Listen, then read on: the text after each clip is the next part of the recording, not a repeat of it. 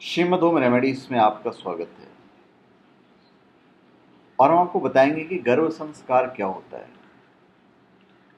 देखिए, भारतीय संस्कृति के अनुसार संतान को उत्पन्न करना एक प्राकृतिक घटना ही नहीं है, बल्कि एक होने वाले अभिभावकों के लिए अत्यंत महत्वपूर्ण उत्तरदायित्व है।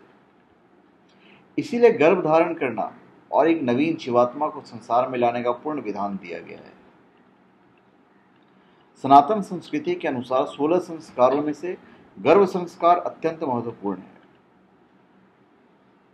यदि कोई माता पिता संतान चाहते हैं तो उन्हें कम से कम 3 माह पूर्व से ही मानसिक, बौद्धिक और शारीरिक रूप से स्वयं को इस घटना के लिए तैयार करना चाहिए। शरीर का स्वास्थ्य, मानसिक संतुलन न होने पर उत्पन्न होने वाले संतान अनेक रोगों से ग्रस्त होती है। आजकल बच्चों में जन्म से ही कितनी बीमारियां पाई जाती हैं। उसका कारण यही है कि व्यक्ति अपने जीवन में घटने वाली इस विशेष घटना के लिए जरा भी तैयारी नहीं करते और गर्भधारण बिना किसी जागरूकता के एक दुर्घटना के रूप में होता है। वास्तव में तो ये इतना गंभीर और विस्तृत विषय है कि इसमें गर्भधारण का काल, स्थान और उसके पूर्व की गई साधना का भी अत्यंत महत्व है। परंतु हम आपको केवल आयुर्वेदीय पक्ष पर ही विचार करेंगे। आयुर्वेद में सुप्रज ज्ञान का वर्णन आता है, जिसके अनुसार संतान के इच्छुक माता पिता दोनों ही शारीरिक, मानसिक और आध्यात्मिक रूप से इसके लिए तैयारी करते हैं। वास्तव में गर्भधारण के पश्चात माता का उत्तरदायित्व शिशु के प्रति पिता से अधिक होता है, क्योंकि संतान का भ्रूण उनके शरीर में पलता है। इसलिए गर्भ संस्कार का प्रावधान बनाया गया है, जिसमें माता को इस प्रकार की शिक्षा दी जाती है जिससे वो एक स्वस्थ, तेजस्वी और योग्य बालक को इस धरा पर ला सके।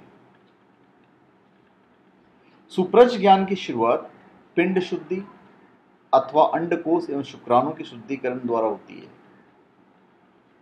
यदि माता अथवा पिता दोनों अथवा दोनों में से कोई एक मानसिक रूप से शांत एवं प्रसन्न नहीं है तो भी गर्भधारण नहीं करना चाहिए, क्योंकि माता पिता की मानसिक अवस्था का प्रभाव भी आने वाले संतान के स्वास्थ्य और स्वभाव पर पड़ता है। तो वास्तव में होने वाले माता पिता को अपने मन में सत्व गुण की अभिवृद्धि के लिए साधन करने चाहिए। इसके लिए अन्य कारणों के साथ सात्विक आहार एवं उचित दिनचर्या का बड़ा महत्व है। तीखे, मसालेदार भोजन, मादक पदार्थों का सेवन नहीं करना चाहिए। यह तो अब सर्वविदित सत्य है कि गर्भ में पल रहा शिशु मात्र मांस का टुकड़ा नहीं होता है, अपितु यह एक पूर्ण जीता जागता अलग व्यक्तित्व है, जो उसके आसपास की हर घटना और संवेदना को महसूस भी करता है, उससे प्रभावित होता है एवं वह अपनी प्रतिक्रिया भी व्यक्त करता है। इसका अर्थ यह हुआ कि माता पिता की जिम्मेवारी बन जाती है कि गर्भित शिशु को उचित, प्रसन्नतापूर्ण ध्वनियों और मंगलमय कर्मों से भरा वातावरण प्रदान किया जाए। कुछ समय बाद शिशु के साथ संपर्क भी स्थापित किया जाता है। आयुर्वेद में गर्भधारण की हुई स्त्री के लिए निर्धारित दिनचर्या प्रदान की गई है।